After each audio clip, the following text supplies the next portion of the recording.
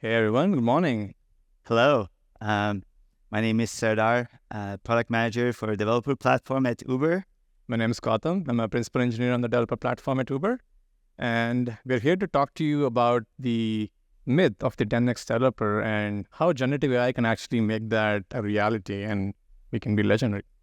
So we asked AI what a 10x developer might look like. And this is what it gave us back. 10 different machines with different keyboards and just juggling between all of them.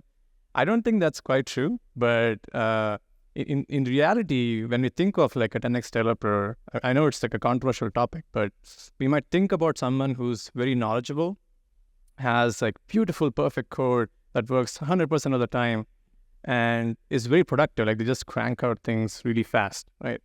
That's our vision of a 10x developer. However, like when I started at Uber, like I was obviously almost like 9 years. And when I started, I was an Android developer. Life was very simple. We had like Android Studio just come out and things were like, we were still using fragments for some reason. And today, like if you look at like the modern software complexity, this is a image of the CNCF landscape. I took a screenshot of this like in 2016. I just like maybe like 1/4 the size. And just imagine someone trying to keep all of this context in their brain. It's just frankly impossible, right? It just becomes very complex over time. And this is just on the back end side of things. If you're working on mobile, it's another thing. If you're working like more niche fields like IoT, it's even more complex. And add to that fact that you have working in large code bases. We at Uber have like millions of lines of code. If you looked at the talk from Ali yesterday, he talked about how you have like many thousands of services and have a very complex dependency graph between them. And just understanding how your code might interact with them can be like mind-boggling. So how do we actually handle this complexity, right? And okay, we thought, let's see if generative AI can fix the thing. And I like this comic from XKCD about like how they have so much complexity and then we bring in another thing to make it easier, which actually like, oh, okay, we have like AI in developer productivity. It's even more complex to understand.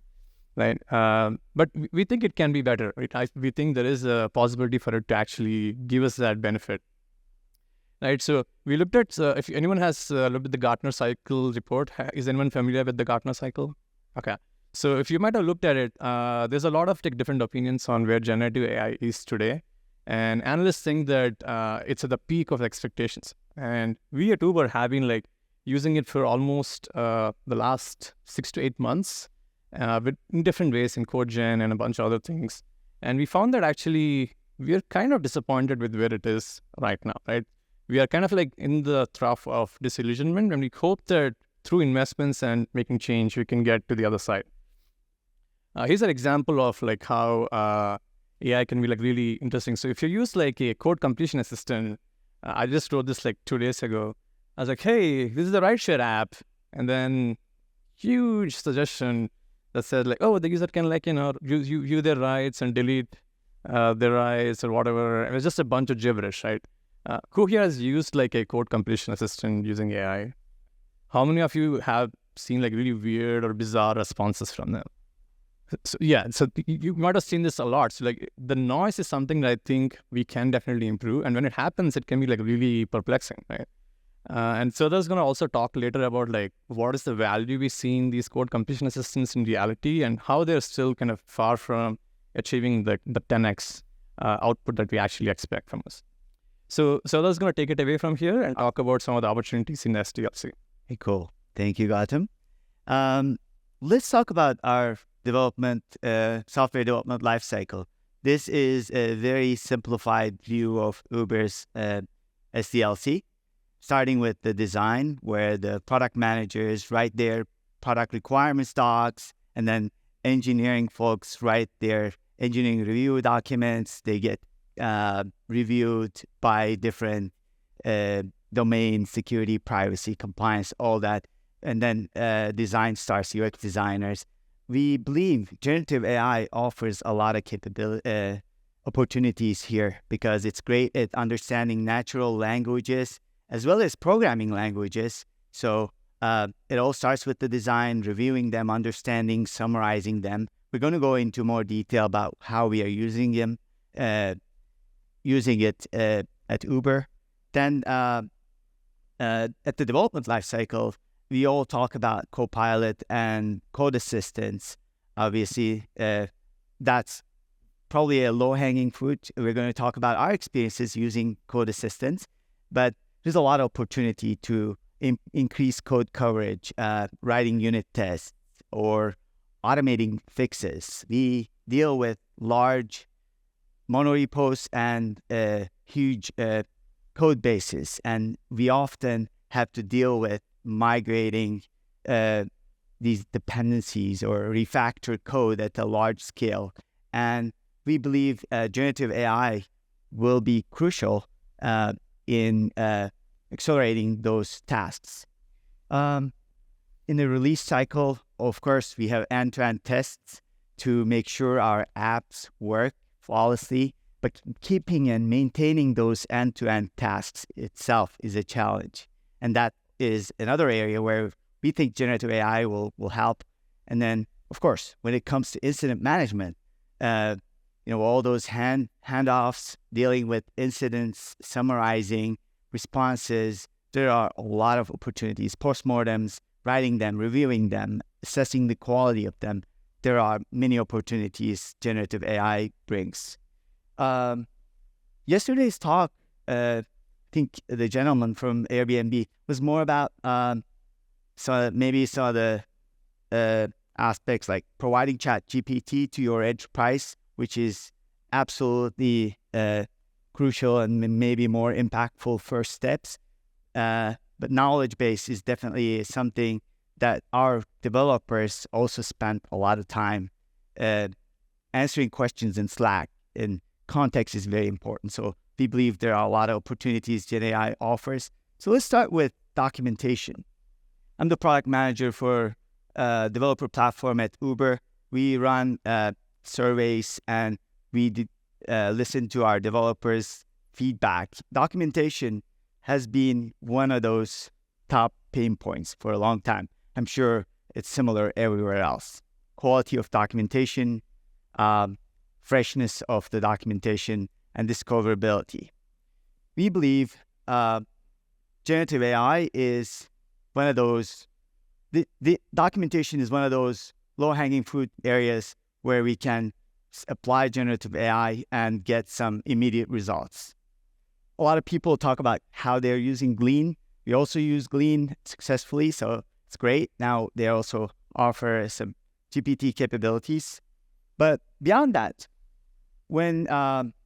how does our developers involve in documentation? They write code and they provide descriptions. So those descriptions can be generated. Commit messages can be written by generative AI based on the context.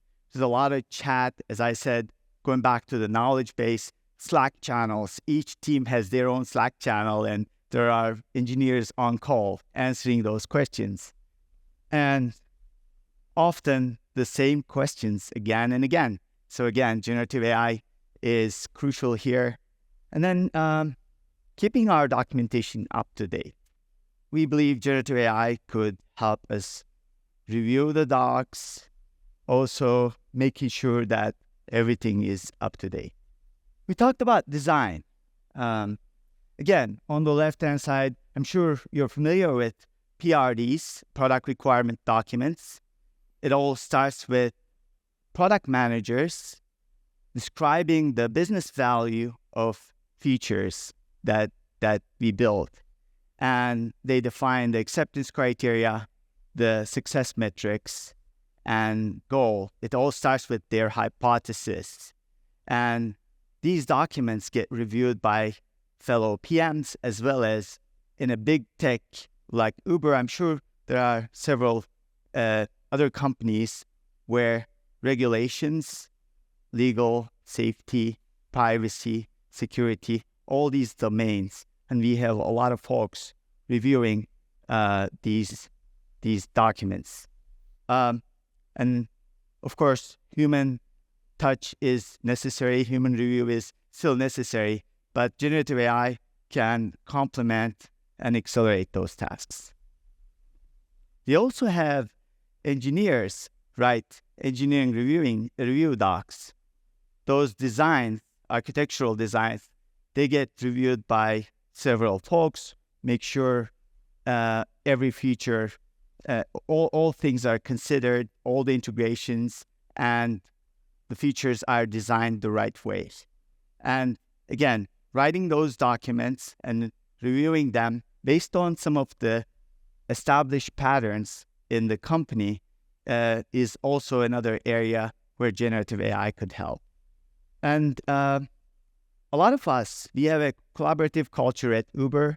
When you work on a feature, you ask your buddies to review your design doc, and a lot of people chime in and they add their comments. What we have at this point is, let's say, roughly, I'll give you some numbers. We write approximately 1,200 engineering review documents every month. Those documents get reviewed, and generative AI could also provide review comments or make suggestions based on the past documents that we review. When we talk about design, one of those areas that generative AI helps is generating UX design, the layout. What you see here is an open source project, and you can actually go check it out. We added a plugin. Again, this was one of the projects that was highlighted in our internal hackathon. And so in this, you just type in what you want to see. LLM generates basically the layout, and you can see, you can iterate over it. It's perfect for generating such boilerplate code and speeding up the development process. Lastly, I'd like to talk about our experience with the code assistant. We deployed Copilot a couple months back, and overall, our developers find it useful. They feel more productive with Copilot and there are some developers who say, "Oh, I can't go back anymore," which is great. And a lot of us describe it as autopilot, autocomplete on steroids. So roughly, we have a 29% acceptance rate. But the suggestions that are accepted are really short, 1.4 approximately lines of code that are accepted. So we see that it does a great job when it comes to simple things like boilerplate code, generating unit tests, adding comments. So those are some of the things that code assistants work great. But of course, there are a lot of things that it falls short of. What we hear is we are a central team and we offer frameworks and the platforms, and we want to make sure everyone uses these frameworks. And since these public models have no knowledge of our own code base, this becomes a problem. So in this, you're seeing a video of Copilot where it's doing some of those small things that it's great at, and it's still too early for us when it comes to metrics. I know there are a lot of expectations from generative AI improving developers' productivity, and we see some early signs. Yet, going back to the hype cycle that Gautam just showed, we still have a lot of work ahead of us to make it useful and make sure that it works well in our code base. Now I want to hand it over to Gautam to tell you more about some of the other projects that we're using Gen AI for. Thanks, Serdar. So Serdar talked about code completion, and it's just not meeting our needs when we use Copilot and right off the shelf. I think Ali mentioned this yesterday, but we are also training our own models based on the open source code Llama. I mean, if you step back for a bit and think about how code completion works. When you're a developer that has context of what you're trying to do, you might have a lot of information in your head. You might be looking at previous things that you did in this coding session. You might have context of what you did last week or your previous changes. Maybe you're trying to do like an iteration on a feature, or you might be working off a issue tracker, bug description, or a crash.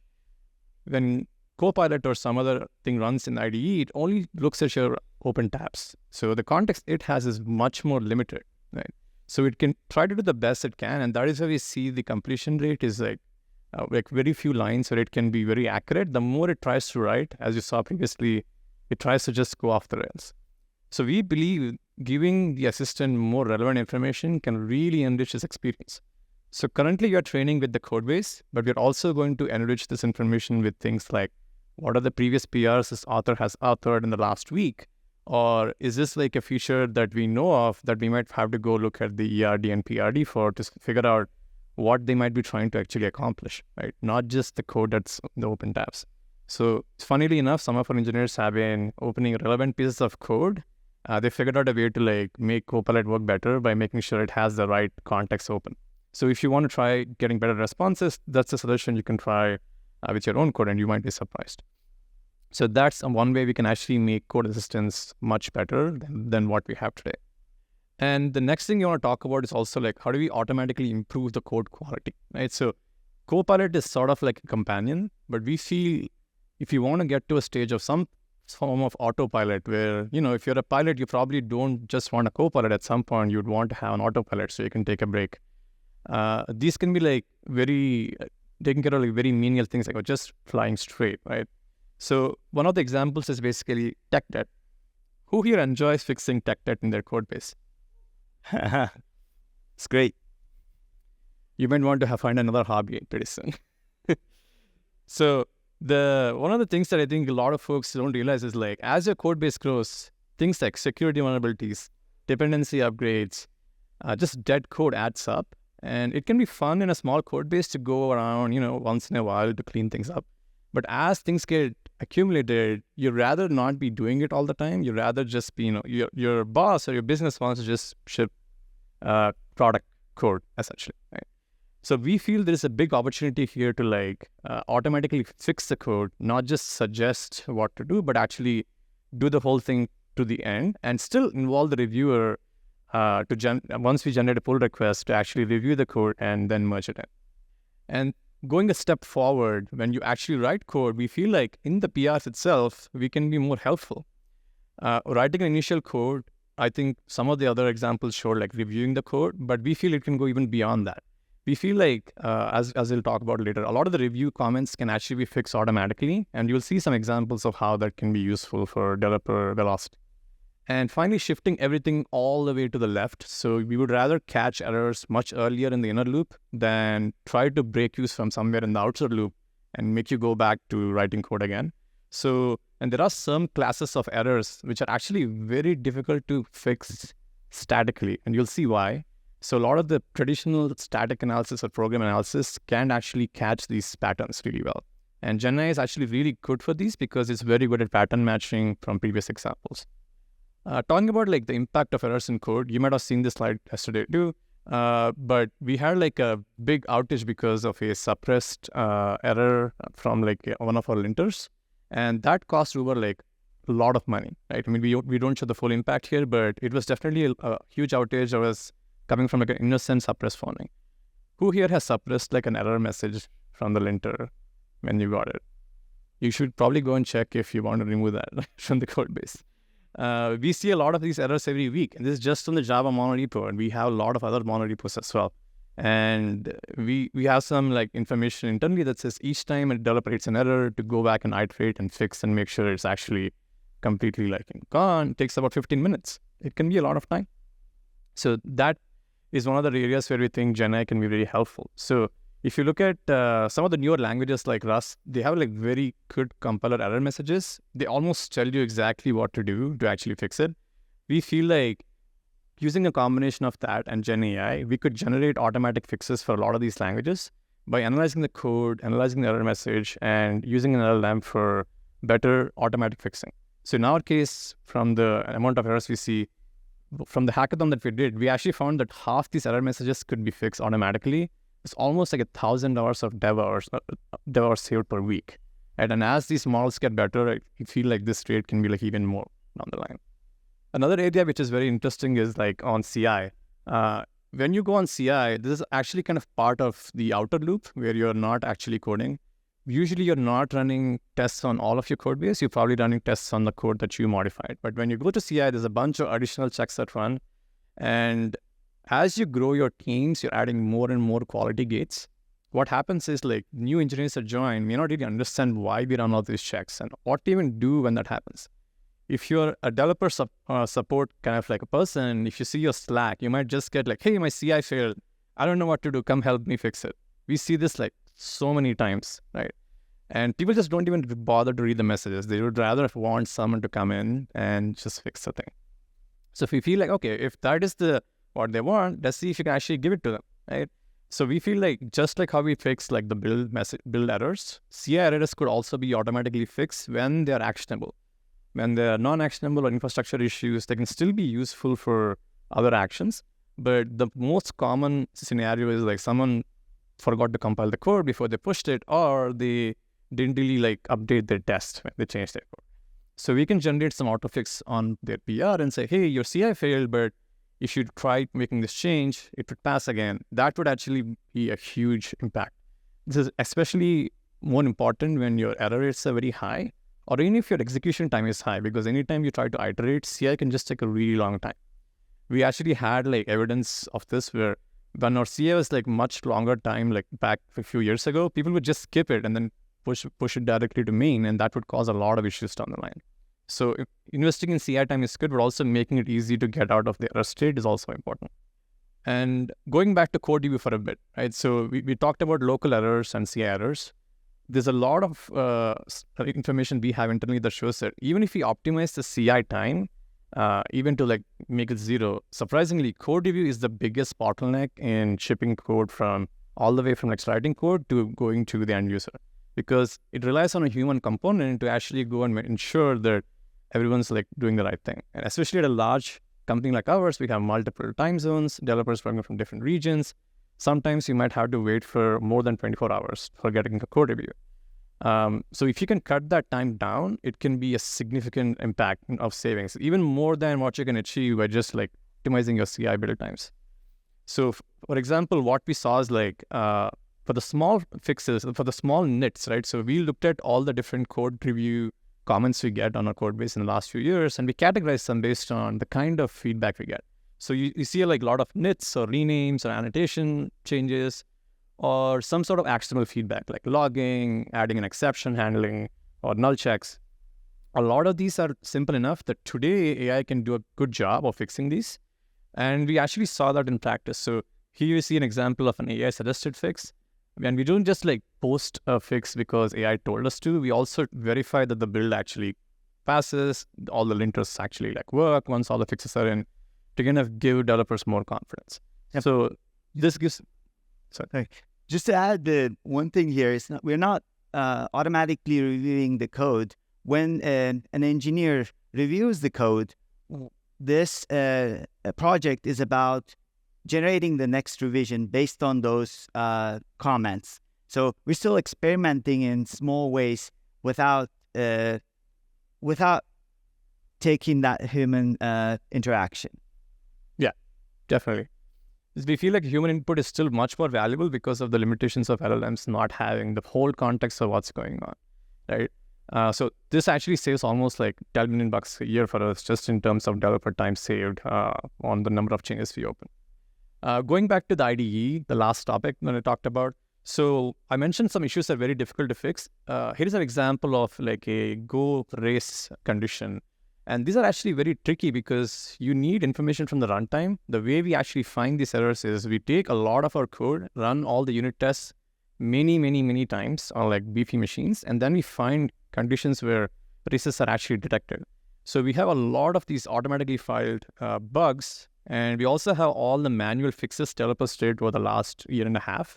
So what we've decided to do is like look at all these fixes and say, are there common patterns? So we asked an LLM to actually say, giving an example diff, which is very similar to a code pattern that we might see, can you give us a fix for this go race condition? And in some cases, actually generated even a better fix than like a developer has done just by looking at all the information it had. So moving these kind of things to the IDE is actually just never been possible before. It is only possible if you have the right data and are able to actually leverage that data for training your models. So if you're curious about like how you can further fine-tune models based on your Git commit history or your PRs, how to actually structure the data to make it friendly for LLM training, you can catch us after at the sponsor booth at Uber, and I'll be happy to talk more. And we had a sneak peek of this yesterday from Ali's talk. We also use it for automatic app testing. So we have a model that's been trained to go and press buttons on completing trips. And what's funny is we actually only trained it on English, but it could generalize itself to like other languages as well, French and Spanish. And this is very important when you have a lot of different permutations and combinations of testing code, like we do at Uber. We have to test in different cities, different languages, like driver and rider interactions. And just the maintenance of that amount of test code is just simply like a lot of work and a lot of money. So we feel like this is another area where LLMs can be like super helpful in reducing maintenance and keeping the quality bar high and reducing human cognitive load. And coming back to incident management for a bit, Serdar touched on this a little bit. We feel like this is a very underexplored area. A lot of the incident process goes something like this, right? How many of you have got an incident and you just did not know where to go next, and you spend a bunch of time trying to figure out what to do? So everyone else is like 10x developers, I'm guessing. Right? Never had an incident, just knew exactly what to fix. But more often than not, as your code gets more complex, it can be very difficult. Some other team might have made a change or like a config or like a feature flag rollout, and you're like scratching your head. Why is this thing failing? It hasn't failed before. I haven't made a new deploy yet. And that's where having generative AI can be really helpful, because what we noticed engineers do is basically they go look at all the config changes that rolled out or all the code changes that are merged for that particular service or related services, and then they comb through and see what part of the stack trace could be relevant. All of that stuff could be just automated through an LLM because it's mostly pattern matching, right? So if you're able to collect data on previous code changes using like an AI agent, we could feed it to an LLM and extract out what is a more likely kind of needle in the haystack that they should be looking at, to kind of save a lot of time in root cause and mitigation. And also just generally summarizing the handoff notes and potentially even like finding frequently failing areas. There's a lot of like potential here we think could be very disruptive to this whole process. And I think this is touched on before, automating developer support. We use Clean. I'm not going to spend too much time here, but having some sort of support channel, especially when you have, I think Hans talked about it yesterday, like 0.1 to 20% of folks supporting like a much larger organization, you need to find ways to scale yourself. So this is one of those things that you can definitely get as very low-hanging fruit to make sure your developers get the support they need and you get time back to work on more important things. And just a kind of sneak peek into the future, and these are stuff that we haven't really done but are exploring.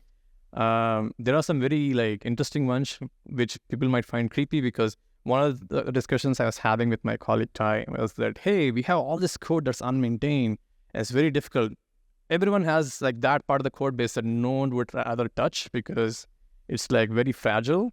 And the moment you touch it, something would break because no one's maintaining it, or the person who wrote that code is no longer at the company. We could have a virtual person basically understand what that person did over the period of time and really try to summarize, okay, you're probably touching this code, you probably should actually do something like this, right? So learning code over time kind of is very interesting from like an LLM standpoint. So we could use it to like say, hey, go do a dependency upgrade on this part of the code base that I would rather not touch, right? Because you understand it better than me. And I would still review it potentially, right? So handling legacy code and tech debt like this could be very interesting.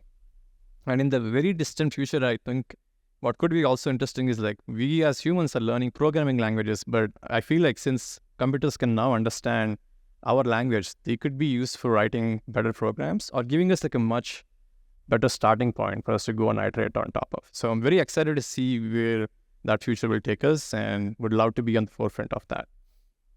So Sardar's going to talk about all the stuff that we did to get started on this journey and how you can also do the same thing at your own companies. Awesome. Thank you, Gautam. Okay, we are here to share our experiences. So here is some ideas on how to think about which LLM and where to run and what are some of the considerations that you need to think about. It all starts with there's a lot of models out there. They're beyond OpenAI. There are other public models out there, as well as lots of small domain-specific models that you can use. And in our experience, when we start thinking about, okay, which model, and we start with the use case. We start thinking about, this is out-of-the-box LLM good enough for this use case? Does our use case require specific context or not?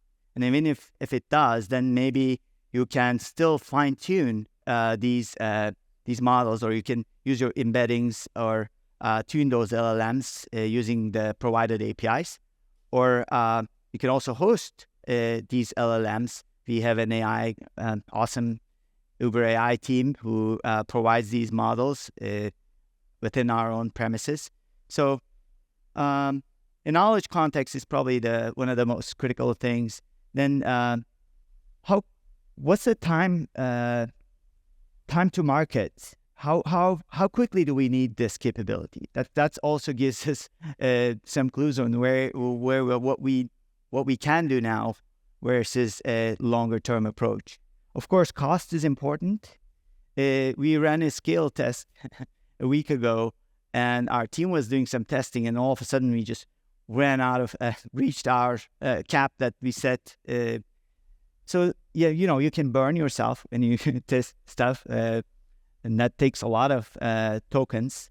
And latency is another concern. We want to make sure we provide great developer experience within their IDE. If we were to do the project that Gautam is running with our own code assistant, we want to make sure the latencies are within the thresholds that we want to provide that great experience for our developers. These are some of the things that you need to consider to start with. These are functional considerations. But then beyond that, what's more important is, as we were working in this space, we often involve our legal, security, and privacy teams. The risks that we see, or at least this is our simple explanation, a lot of times we send some prompts to the LLM and we get something back. And our concerns are we sending any private data? And then that opens up questions about, where are we hosting this model? What are the risks? Are we risking leaking our IP to a public domain? When we get results, similar concerns also exist. We don't want to infringe upon some other's IP. Of course, hallucination is a problem. You saw some examples. It's far from being perfect, despite all the hype. And can we explain and rationalize those results that we get from generative AI is another important consideration here. Now, how do you get started? We find that hackathon was an awesome way for us to put these LLMs in front of our engineers and give them an opportunity to play with. We, as product managers or centralized developer platform team, we have our own use cases. But what's more interesting is the developers we have, and how do they think? What are their biggest pain points? They're the better judge of how to use Gen AI to solve their biggest pain points. So from that perspective, this event was wildly successful. We got 700 participants when we ran a hackathon, and we gave them 2 days to work on their projects and submit a 3-minute demo video. And we got 198, to be exact, projects submitted. And we selected top 6 projects based on their feasibility and impact. And we also believe developer productivity is one of those key areas where generative AI could make a big impact, because it's internal, so we can experiment internally without taking bigger risks, exposing this to our customers. Also, the impact that we have, the amplifying effect of doing this centrally and applying it to thousands of developers in your organization. So with that, maybe Gautam can summarize the takeaways. Sure. So as we discussed, like, modern software development is very complex, and Gen AI kind of promises to tame this complexity, but we feel like it's very early stages, and there's just a lot of opportunities left to realize these promises. We feel like the entire developer workflow needs to be rethought with AI, and not just something we bolt on top of to actually get the most value and benefit out of it. So let's get started on this journey, and we hope 10x developers will look more like this, with more monitors rather than with more laptops. And with that, thank you, and we have some time for questions maybe. Awesome. Thank you, Gautam.